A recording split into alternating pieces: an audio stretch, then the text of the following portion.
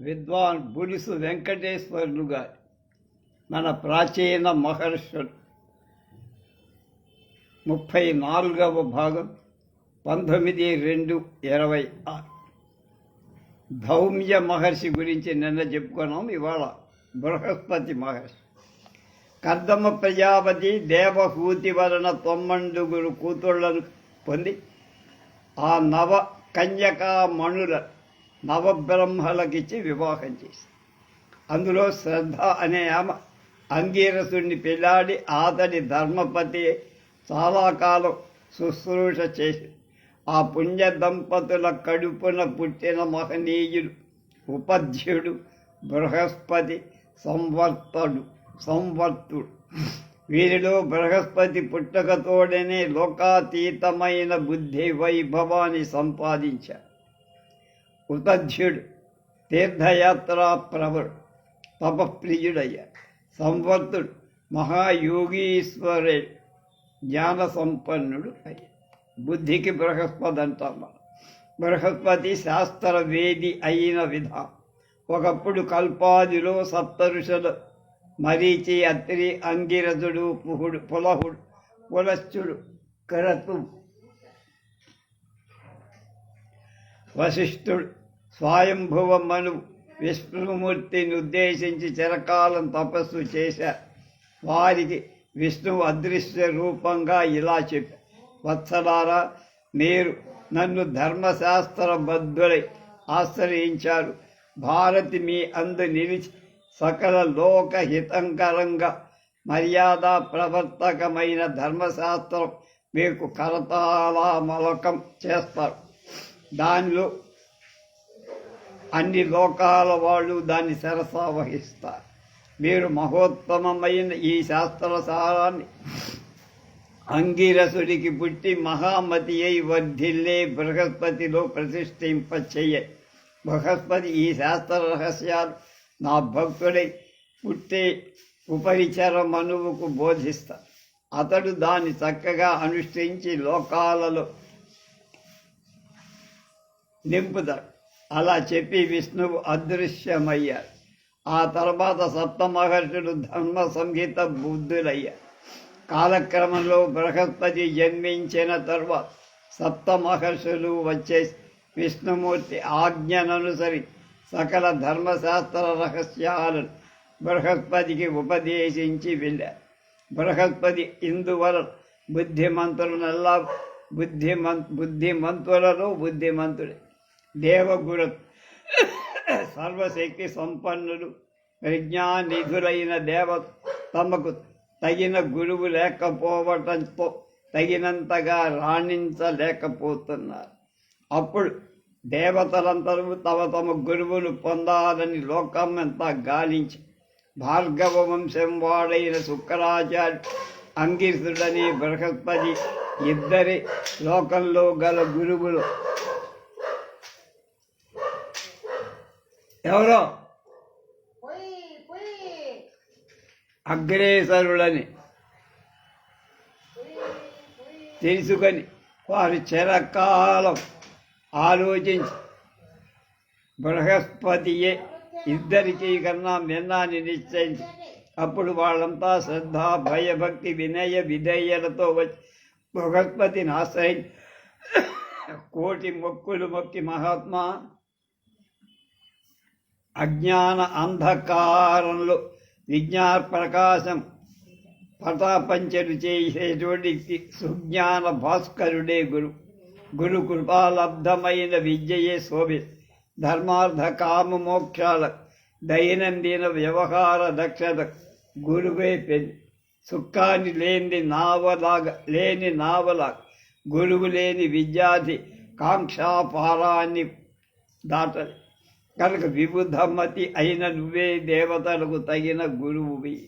కనుక అవ్యాయ కృపాయత్త చిత్తంతో ఉత్తమ గురుడవై నువ్వు మాకు శ్రేయం చెయ్యమని బృహస్పతి ఆలోచించి బంగారపు పళ్ళానికైనా గోడ చేర్పు కావాలి కదా, లేకపోతే అది శోభించదు. కనుక జగజ్జిత్తులైన దేవతాధిపతులకు గురుత్వం పొందటం నాకు వాంఛించదగింది, అంతకంటే ఏం కావాలి. నేను గురువు అవుతానన్న వాళ్ళు అంగీకరించి ఉండకపో, వాళ్ళంతా వారే వచ్చి ప్రార్థించిన అంగీకరించడమే ఉత్తమ మార్గం. దేవగురుత్వం నా ప్రజ్ఞా వైభవానికి తగిన శరీర మోకాలు వడ్డటం అవివేక్. కావున అంగీకరించి అని నిశ్చయించుకొని, అయినా వాళ్ళని కొంచెం పరీక్షించదరిచి ఇలా అన్నాడు: దేవతలారా, దిక్పాలుర వెంట పెట్టుకొని మీరు ఏలిక అయిన ఇంద్రుడితో ఇలా వచ్చి సామాన్యుడైన నాకు గొప్పతనం ఆరోపించి గురుత్వం వహించమని నన్ను నిర్దేశించడం నా అదృష్టం. అయినా మీ కించిత్ అజ్ఞతను నేను చెప్పుకుంటాను. మీకు తగిన గురువు నాకంటే గొప్పవాడు లోకంలో ఎందరో ఉన్నారు. భార్గవరాముడైన శుక్రాచార్యుడు భ్రాతృవ్యుడైన సంవర్తమును మీరు ఎన్నుకోవడం ఉత్తమమని, వాళ్ళకంటే తీసికట్టుగా ఉన్న నన్ను కోరుకోవటం ఏమిటి మీ వివేకం అన్న. దేవతలంతా ఒక్కసారి గురుత్వ సామ్రాజ్య సింహాసనం అధిష్ఠించటకు అతడి కంటే అధికార అర్హత ఇంకొకరికి లేదని అంగీకరించమని అతన్ని మరీ బతిమాలుకొన. చివరకు అతడు సరే అని మహాప్రసాదమని దేవతలు జయ జయ ధ్వానార్జ. తర్వాత దేవతలు దివ్య వైభవంగా దిక్పాలకు ఇరువైపులా కొలవగా అప్సరోచితాలు ఎగతాళి రాగతాళాల సంయుక్తంగా నాట్యాలు చేస్తూ నడవు.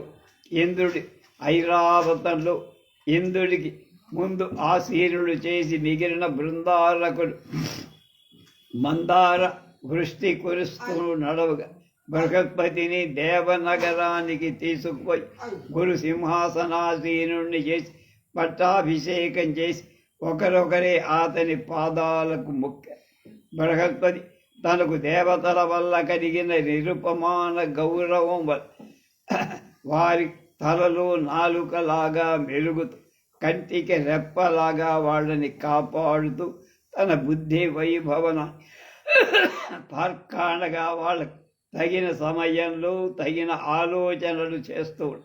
ఇది ఇలా ఉండగా భృగువంశుడైన శుక్రాచార్యుడు అవక్ర బుద్ధి విక్రమంలో అధికులనని గర్వించి దేవతలు గురువు అన్వేషిస్తున్నారని విని వాళ్ళు తప్పక తన దగ్గరికే వచ్చి అర్థిస్తే తననే ఎంచుకుంటారని ఆశాభంగమైంది.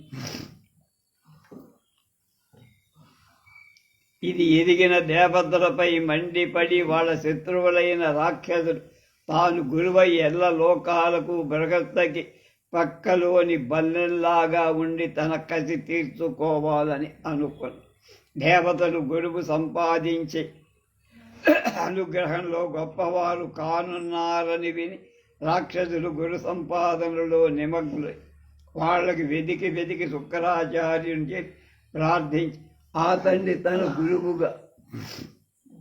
గురువుగా చేసుకుని ఆ శుక్రుడు కూడా దేవతలకు తగిన బుద్ధి చెప్పటకిదే మార్గం అనుకొని రాక్షసు గురువు అయ్యా. బృహస్పతి ఉపరచర మనువుకు గురువవుడు. పూర్వం వసువు అనేటువంటి రాజు ఉండేవాడు. అతడు సత్య సమధమాలను అనే గుణాలకు పుట్టినిల్లు. విష్ణు భక్తికి పెట్టింది కరతుక కుతూహలం సాత్ దాప్ అంటే నిలయ బ్రాహ్మణ ప్రియతకు నిధా. అతడు రాజ్యం చెయ్యటానికి ఇష్టం లేక అడవులకి మహా తపస్సు చేస్తుండగా ఇంద్రుడు అతని దగ్గరికి వెళ్ళి అతడితో మైత్రి కలిపి, రాజా, నువ్వు నాకు మిత్రుడవుతావు, మా అమరావతికి వస్తూ పోతూ ఉండు, భూపరిపాలనం మానదు, నీకు దివ్యత్వమిచ్చా, నీకు రాకపోకలకు ఒక విమానం కూడా ఏర్పాటు చేశానని చెప్పారు. వసురాజు దాన్ని తీసుకొని భూమిని నేరుతూ స్వర్గానికి ఆ విమానం రాకపోకలు చేస్తూ ఉండి ఇంద్రమిత్రుడి ఉపరిచర వసువు అనే పేరుగా పొందారు. ఉపరిచర వసువు ధర్మ పరిపాలన చేస్తూ బృహస్పతికి శిష్యుడై అతడి వల్ల ధర్మశాస్త్ర ప్రపంచాన్ని కరతలామలకం ఒల్లి చేసుకున్నాడు. గురువు అనుమతి కొని ఒకప్పుడు ఆ రాజు ఒక అశ్వమేధ యాగం ప్రారంభించి ఆ యజ్ఞంలో సప్త మహర్షులు వాళ్లతో సమానులైన మరికొందరు మహర్షులు ఋత్విక్కులయ్య. బృహస్పతి ఉపదర్శనలు నడిపించుతూ చివరికి ప్రజాపతి పుత్రుడైన ఏకతుడు, ద్వితుడు, త్రితుడు అనే మునీంద్రుడు సదస్సులైపోయారు. రాజు పశుహింస మాని అరణ్యకోద్గీతమైన వాక్య సముదాయం వల్ల విష్ణుమూర్తిని యాగ భాగాన్ని తీసుకోవటానికి ఆహ్వానించి కరుణామయుడైన హరి ఉపరిచర వసుబని ఒక్కడికే కనబడి యాగ భాగం తీసుకొని వెళ్ళిపోయాడు. బృహస్పతికి తనకు కనబడకుండా హరిపోయాడని దుఃఖించి కన్నీరు ఒలకగా వాపోయ సదస్సులైన వృషిసత్తముడు రాజులు అతన్ని ఓరడి హరి అందరకు లోకగోచరుడు కాడని ఐకాంతిక భక్తులై అనేక వేల సంవత్సరాలు భజించిన వాళ్ళకి అతడు కనపడతాడని బృహస్పతి చెప్పారు. బృహస్పతి ఓరడి తన శిష్యుని అదృష్టంలో ఆనందించి ఆ యాగాన్ని ప్రయోగంగా నడిపించి బృహస్పతి ఇంద్రుడికి బోధించిన ధర్మం.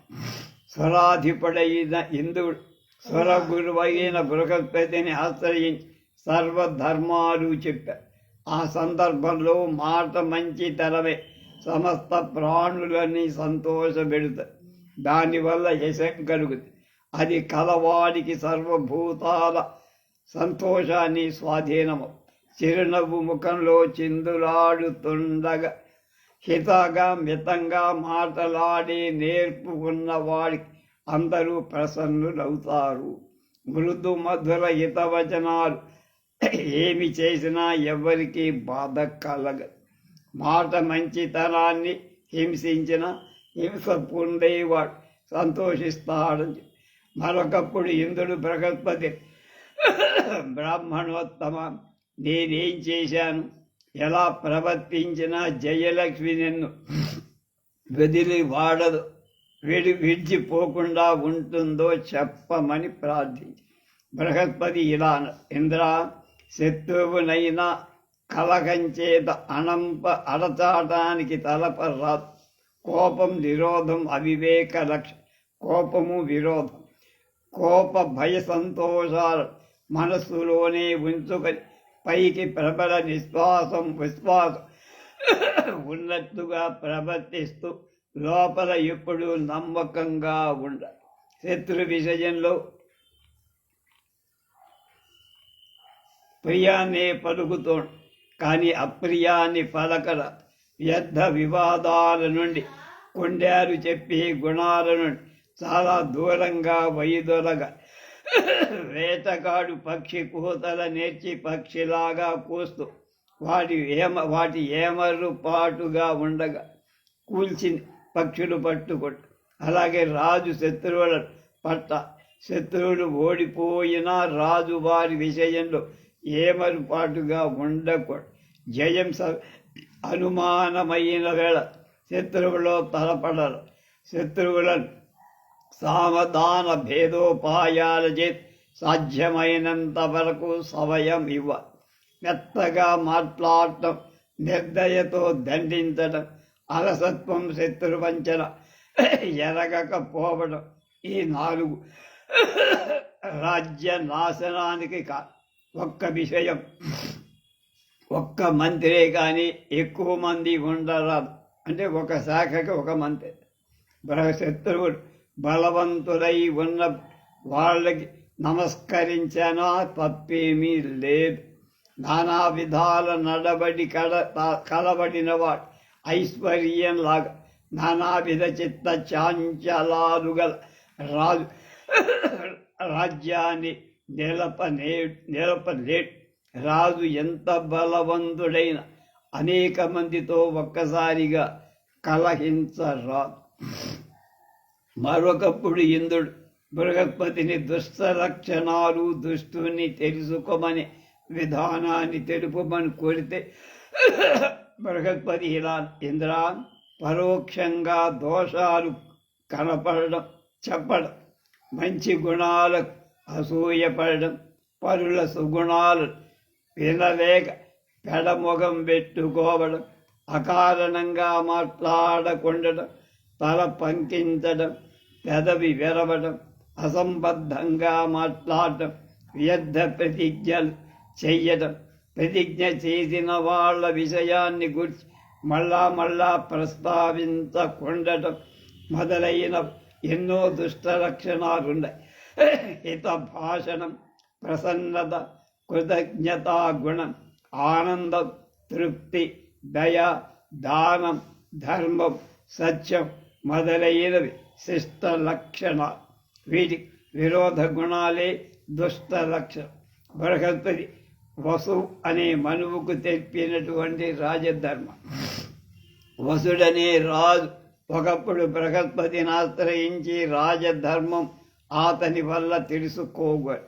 బృహస్పతిని అతన్ని కరుణించి ఇలా అన్నాడు: లోకాలు లోకధర్మాలు రాజమూల, ఇంకిపోయిన చెరువులో జల జంతువుల గతి ఏమవుతుందో రాజు లేనటువంటి రాజ్యంలో ప్రజల గతి అలా. ధర్మప్రభువు పాలన లేకపోతే సూర్యచంద్రుడు లేన దుష్టులు ఎన్ని పాపాలు చేస్తారు, అన్ని దురంతాలు రాజ్యాన్ని నాశనం చేస్తాయి. రాజు లేని రాజ్యంలో ధన తరుణి మాన ప్రాణాలు దక్కు. రాజు లేకపోతే సర్వం లేనట్టు, రాజు ఉంటే సర్వం ఉన్నట్టు. ప్రజలకు యాగభోగ త్యాగాలు ధర్మాలు రాజు ఉన్నప్పుడే కొనసాగు. రాజు లేనప్పుడు రాగరోగాలే విహరిస్తాయి. ఉత్తముడైన రాజు చారచక్షువై అంటే వేగుల వాళ్ళే కళ్ళుగా జగాలను నడప. సూర్యుడు అకార్యకరుల తునిమే సంహరించేటప్పుడు యముడు, సాధువ సజ్జనుడు గురుచేటప్పుడు దేవతా. అలాంటి వాళ్ళని గురించి సమ్రాటు విరాటు అనే శబ్దాలు ఏర్పడ్డాయి. అలాంటి వాటిని రాజుకు ప్రజ శరీరం, ప్రజలకు రాజు, రాజుకు ప్రజా శరీరం, రాజు ప్రజలకు రక్షాభరణంలో ఉభయులు అన్యోన్య విరాజితులై అప్పుడు రాజ్యం శోభిస్తుంది, లేకపోతే క్షోభిస్తుంది. బృహస్పతి మాంధాతకు తెలిపిన గోప్రధాన ప్రభావం. గోప్రధానత ఒకప్పుడు మాంధాత మహర్షికి యమ మహాచక్రవర్తి చక్కగా మేసి, మాంధాత అనే మహాచక్రవర్తి చక్కగా మేసి నీరు తాగి మందలు అమందానందంగా పడివల్ గోవుల దగ్గరికి వచ్చి ప్రదక్షిణించి నమస్కారం చేసి పరమ భక్తితో బృహస్పతిని కమల కరకమండలాలు మొగిచి బహువిధాలుగా ప్రస్తుతించి ధ్యానించి వెంటనే బృహస్పతి అతడి ఎదుట ప్రత్యక్షం. మాంధాత మహాభక్తిని అతడి పాదాలకు మృక్ గోప్రధాన విధానం తెలుపమని ప్రార్థించి బృహస్పతి కరుణించి ఇలా చెప్పారు: రాజేంద్ర, భూదేవతల అనుజ్ఞ అంటే బ్రాహ్మణుల అనుజ్ఞ పొంది పుణ్యదినంలో వనవాసం చేసి గోవులున్న మందదోకి పెట్టి నియమ నిష్టలతో ఒక రాత్రి ఒక పగలు నివసించి మరునాడు ఉదయం గోవులు పేరు పేరా పిలిచి బ్రహ్మ చెప్పిన తల్లి గోవు, వృషము తండ్రి, గర్భ ప్రదేశము స్వర్గం, ధరణి సంప్రదిష్ట అనే వాక్యానికి బలికి అనే వాక్యాలు పలికి తర్వాత తన పాపాలన్నీ పోయే దానికి బ్రాహ్మణుడి చేత మదకధార విడిచి ఉదకధార విడిచి గోదానం నీళ్లు వదిలి గోదానం శిష్యుడు వ్రతశీలుడు శాంతుడు దాంతుడు అక్రోధరుడు అయిన విప్రుడే ఇంద్రులకు పాత్ర. అలాంటి దానం చేసినవాడు చంద్రలోకంలో సకల సౌఖ్యాలు చిరకాలం అనుభవిస్తాడు. ఆశ్వయుజమాసంలో బహుళాష్టమి మొదలు 3 రోజులు ఉపవసించే పుణ్యమైన పనుల సౌల నుండి గోమూత్రం గోమయం గ్రహించి సమస్త కామ్యసిద్ధి పొందుతారు. ఇది విని మాంధాత ఇలా అనేక గోదానాలు చేసి ఉభయ లోకాలలో శాశ్వత కీర్తి పొందారు. బృహస్పతి మనువు చేసిన జ్ఞానము. ఒకప్పుడు మనువు తన గురువైన బృహస్పతి దగ్గరకు వచ్చి తనకు జ్ఞానయోగం బోధించమని బృహస్పతి ఇలా బోధించారు. అనగా సత్కర్మయోగనిష్ట జ్ఞానయోగానికి కాదు, అనిష్టం పాపుకోవడానికి,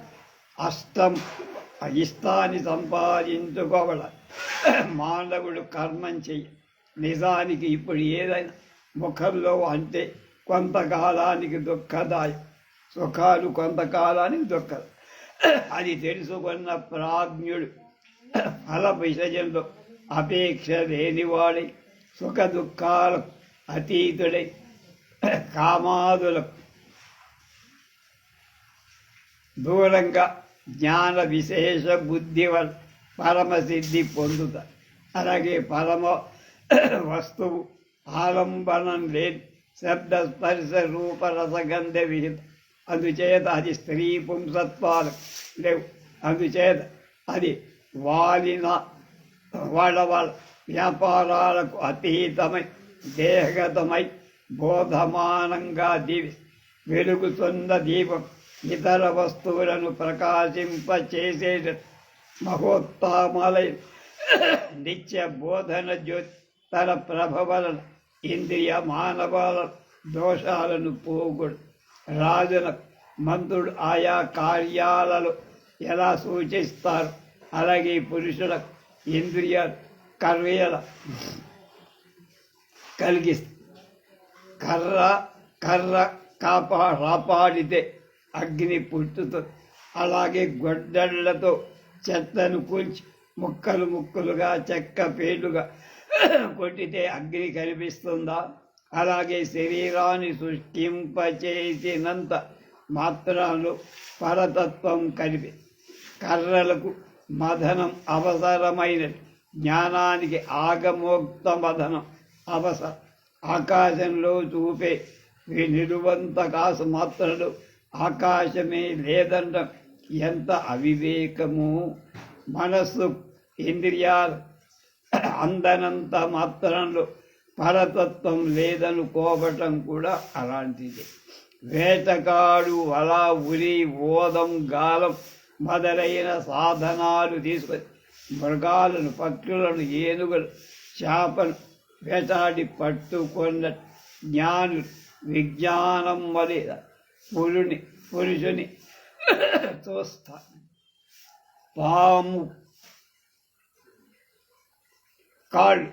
పాముకే తెలియనట్లుగా బుద్ధి వికారాలను ఉద్రోచేటువంటి ప్రాజ్ఞుడు పరమ పురుషులు ఎరుగుతారు.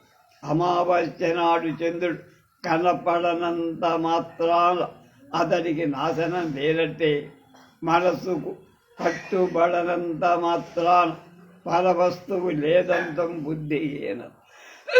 రాహు మెంగితే రవిబింబం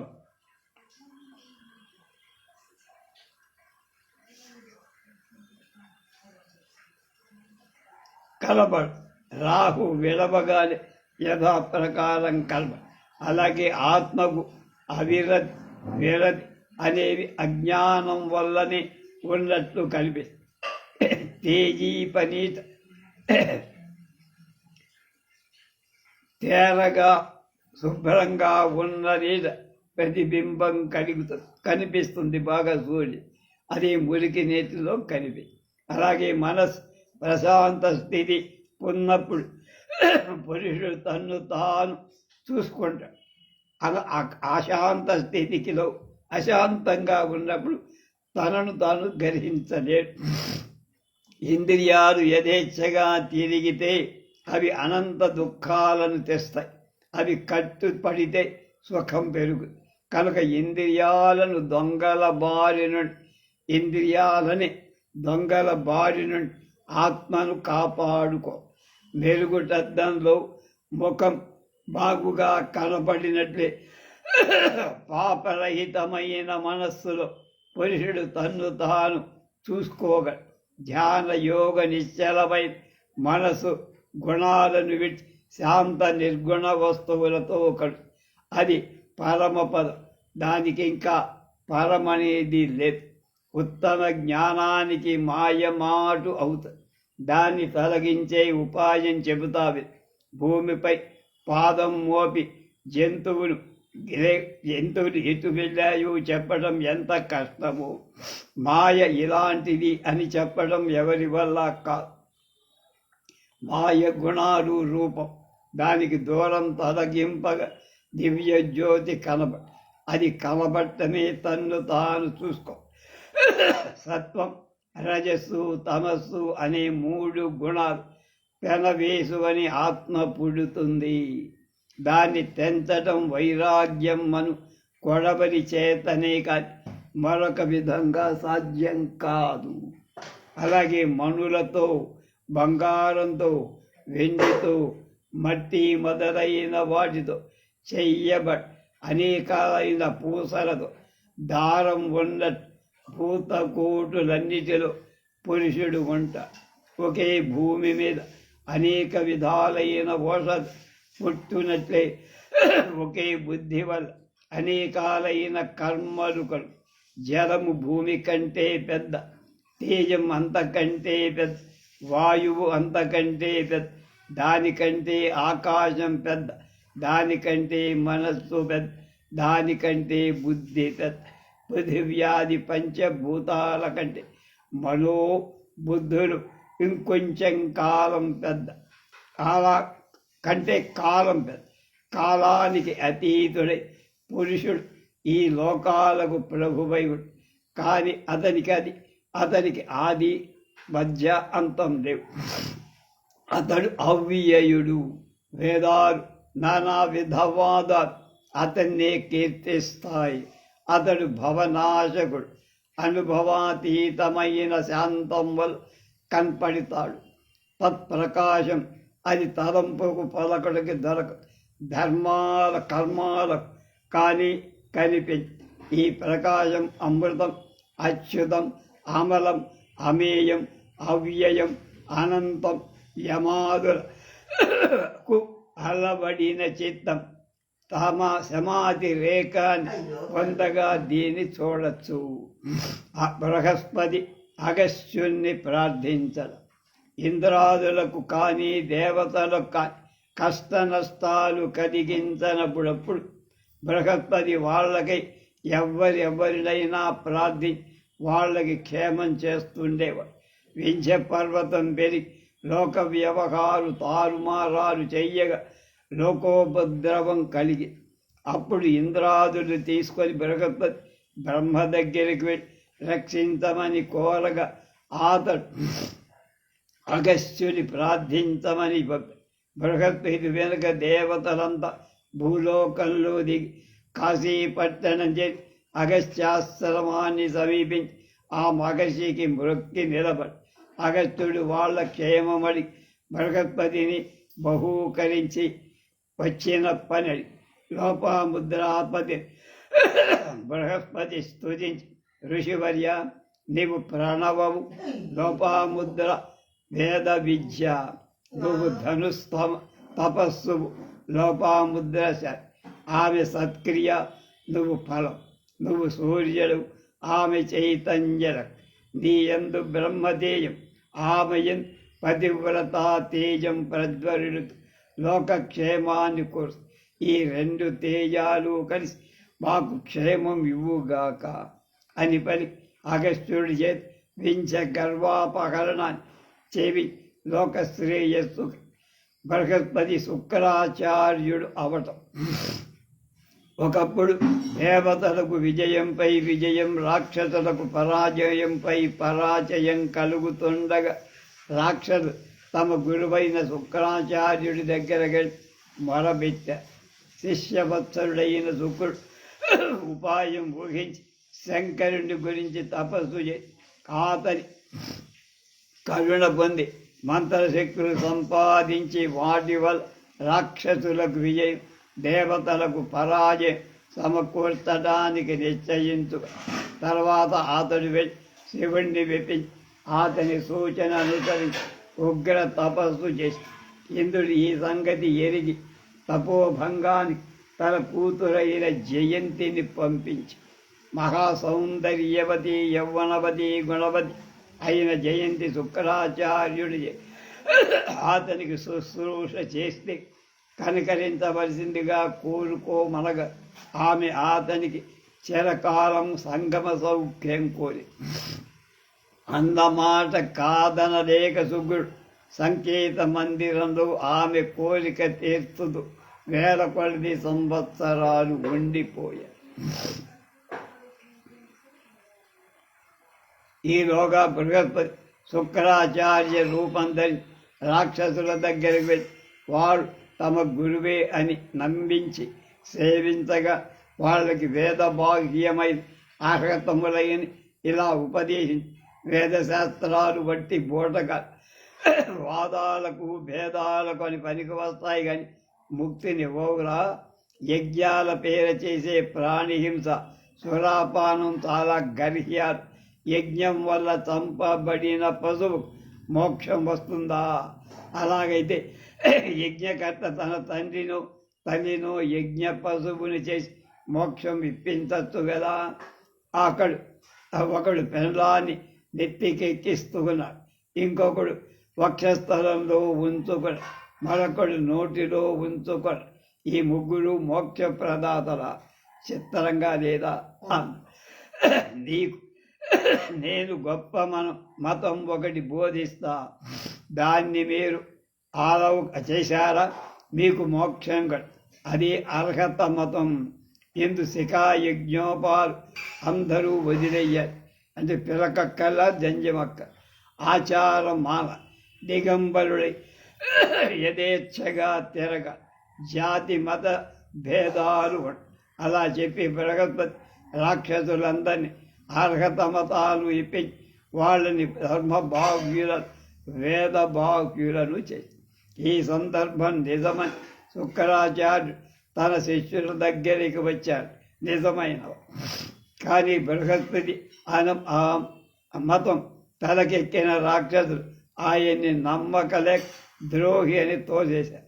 బృహస్పతి రాక్షసుల సర్పద్రష్టులను చేసి వెళ్ళిపోయాక రాక్షసులు తాము మోసపోయిన సంగతికి ప్రహ్లాదపుర స్మృతులు శుక్రాచార్యుణ్ణి ప్రార్థి క్షమించమని చివరికి అతడు శిష్యవాత్సల్యం వాళ్ళకి ఇచ్చిన శాపాన్ని అవధి ఏర్పరిచి ఆదరించి బృహస్పతి మమతను కూడా బృహస్పతి పండిన కుటిల నీతి మూలంగా తన శిష్యులు తన్ను తృణీకరించి అవమానించారని దాని కారణుడు బృహస్పతి అని అధర్మంగా మాతృడు సమానం కూడి శాప అపహృతుడవుతాడు కానీ శుక్రాచార్యుడు శపించి ఈ శాపం కారణంగా బృహస్పతి సర్వవిద్వద్వరేణ్యుడైన సర్వధర్మవిధుడైన సర్వము మరచిన వాడి తిరుగుతుడు. భూతం సోకిన మానవుడిల సురాపానంతో మదమి తాగుబోతుల బృహస్పతి వివేకగీరుడై ఆహా సత్పురుషుల శాపం ఎంత వాడిన ఎంత హీనుడిగా మారుస్తుంది.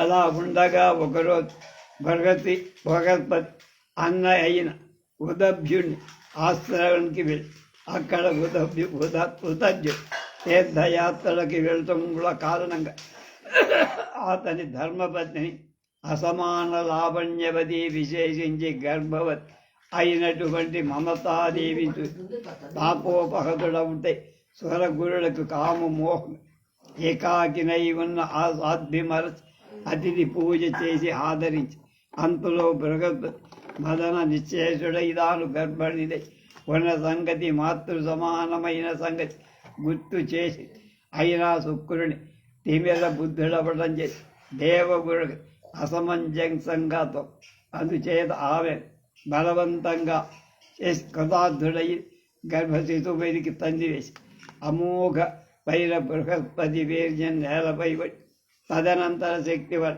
వెనువెంటనే బాలుడు ఆ బాలుడు మమతా బృహస్పతులిద్దరూ విడిచి వేయగా భరతుడనే రాజు తీసుకుపోయాడు పెంచాడు అతడే భరద్వాజు బృహస్పతి ఉతధ్యుని శాప బృహస్పతి తీర్థయాత్ర నుండి తిరిగి వచ్చిన ఉతధ్యుడ భార్య అయిన మమత జరిగిన సంగతంతా ఆశ్చర్యపడి సోదరుడి చేష్ట కథయించుకు బృహస్పతి భార్య ని ఇతరుడెవడో రమించినట్టు ప్రగతి అవమానం దయ్యమానం అయ్యేట్లుగా శపించారు.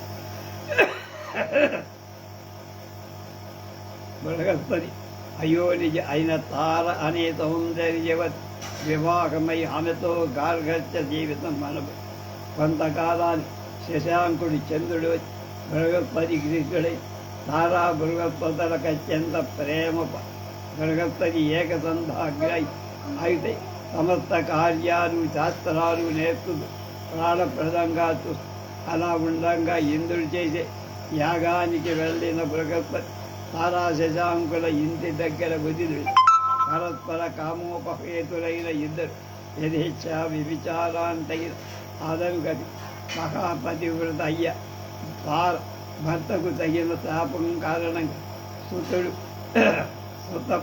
సుతనుడిగా శశాంకుని కొట్టి అతని వల్ల గర్భం బృహస్పతి తిరిగి వచ్చి సంగతికి ఇద్దరిని చివాట్లు శశాంకుడిని పంపే తర్వాత అతడు వచ్చి ఏకాంతంగా ఉన్న తారను తీసుకుపో తార బుధుడని కుమారుణ్ణి బృహస్పతి తన భార్య తనకి పొంచమని అది ఇంద్రాదులతో బ్రహ్మతో మొరపెట్టుకోవాలి.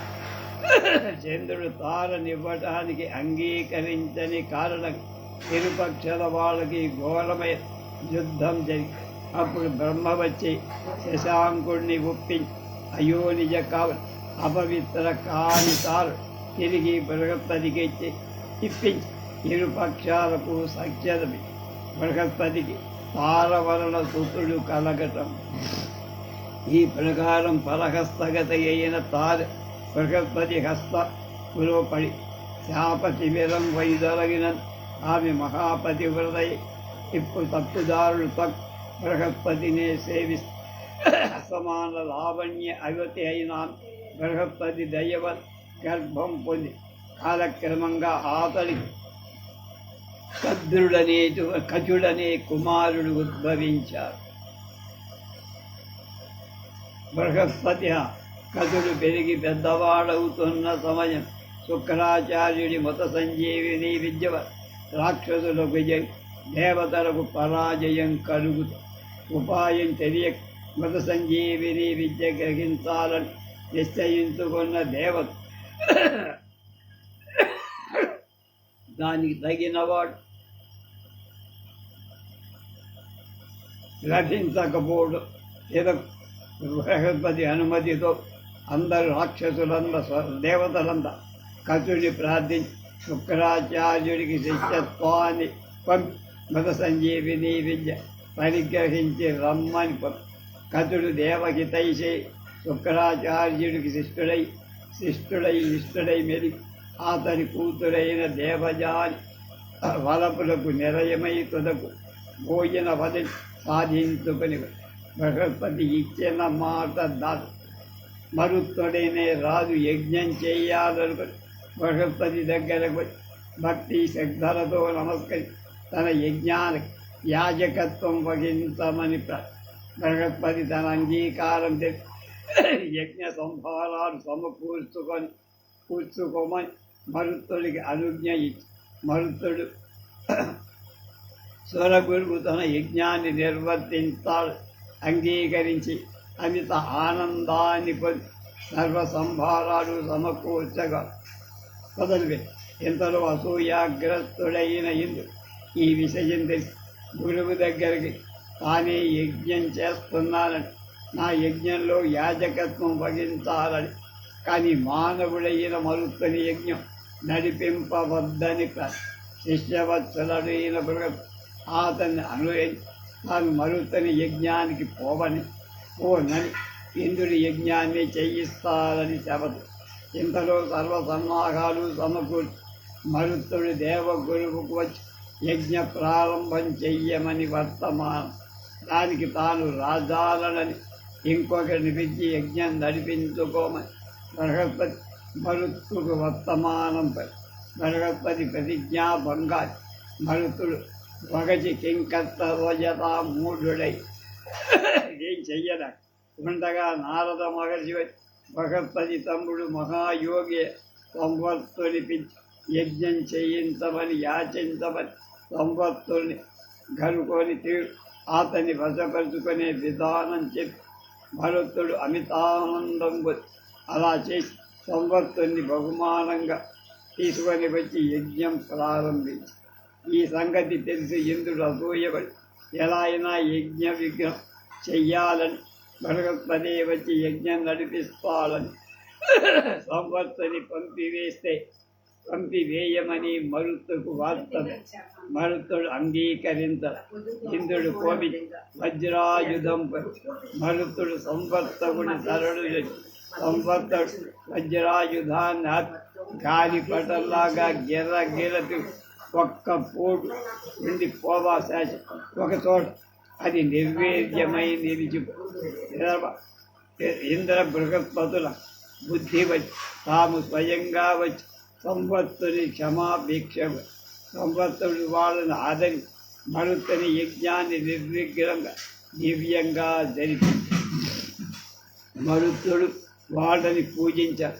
ఇంద్ర బృహస్పతులు సంతోషించి బృహస్పతి శనిపీడ పొందిన బృహస్పతి దయాళువై భూజనులకు జ్ఞానం ఉపదేశించి బాగు చేయగ నర్మదా నదీ తీరంలో ఒక పట్టణం చేసి వాచస్పతి అనే తన వాంగ్నిపుణులతో చేరుబడి శిష్య ప్రశిష్యులను చేరది వాళ్ళకి సమస్త సౌకర్యాలు ప్రసక్తి వల్ల సమకూరు అనేక మంది జిజ్ఞాసు ఆ మహనీయ శిష్యులై అనేక జ్ఞాన రహస్యాలు తెలుసుకోడు.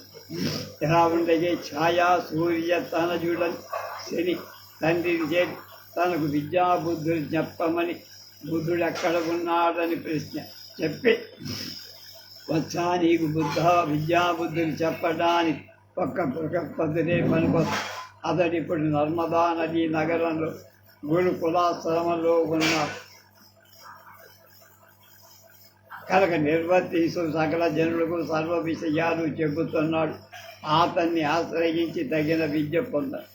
సరి విద్యార్థి విప్రబాల వేషంగా ధరించి బృహస్పతి ఉన్న చోటకి వచ్చి అతనికి సాష్టాంగం చేసి తాను కపిల వంశీయుడని జ్ఞానం ఆశించి వచ్చానని చెప్పి సర్వ వేద శాస్త్రాలు కోరి జ్ఞానం ఇచ్చివ్వమని వాచస్పతి ఆనంది శిష్యుడిగా తీసుకొని సర్వ విషయాలు చక్కగా అతడు అంత కొద్ది కాలంలో విద్యార్థులకంతా గొప్పవాడి బుద్ధి విశారద గురు హృదయాన్ని ఆకర్షి.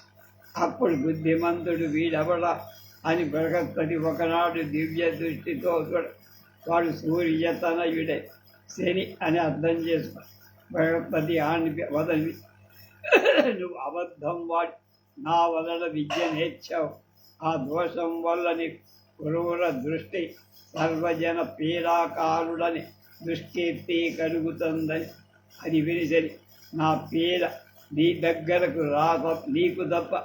నీకు కూడా తప్పదని ప్రతిశాపని ఏమైనా నువ్వు నా గురుడు కనుక నా పీడ నీకు ప్రమాదగేది ఎంత మాత్రం కాకుండా ఉండుగా అని బృహస్పతిని సంతుష్టుని చేసి బృహస్పతి శాపం వల్ల శని పాపగ్రహం పునర్దృష్టుడుగా అయ్యా.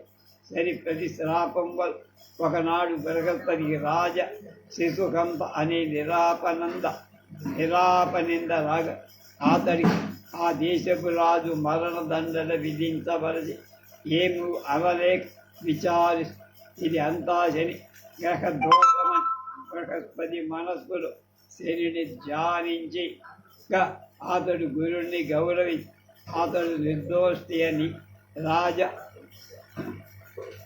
శిశువు ఊయల్లో సురక్షితంగా ఉన్నాడని అశరీరవాణిచే చెప్పించారు.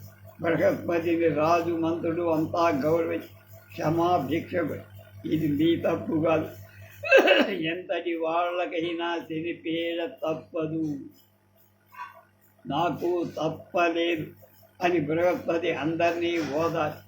ఇది అక్కడ ప్రత్యక్షమై గురుపాదాల క్షమించవలసని దేవగురుడు అతన్ని ఆదరించి ఉత్తముల జోలికి పోవద్దని హెచ్చరించి పంపించి బృహస్పతి చెప్పిన ధర్మాలని బృహస్పతి స్మృతిలో ఉంది. ఇంద్రుడు బృహస్పతిని చేసి భయభక్తులకు తనకు ధర్మాలు చెప్పమని ప్రార్థించడం, బృహస్పతి కరుణించి అతనికి ధర్మాలు వివరించడం కూడా అందులో. బృహస్పతి స్మృతి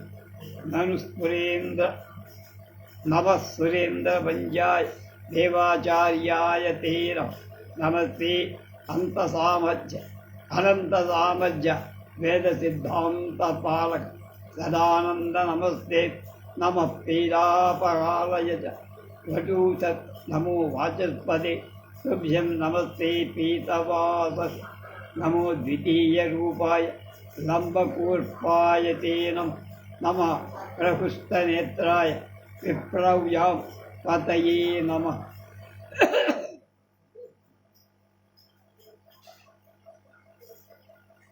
నమో భార్గవమంగ వశిష్ఠాయ నృపన్నహితకారిణి నమస్తే సురవైరణ్యాయ విపత్తిత్రాణగేతవే.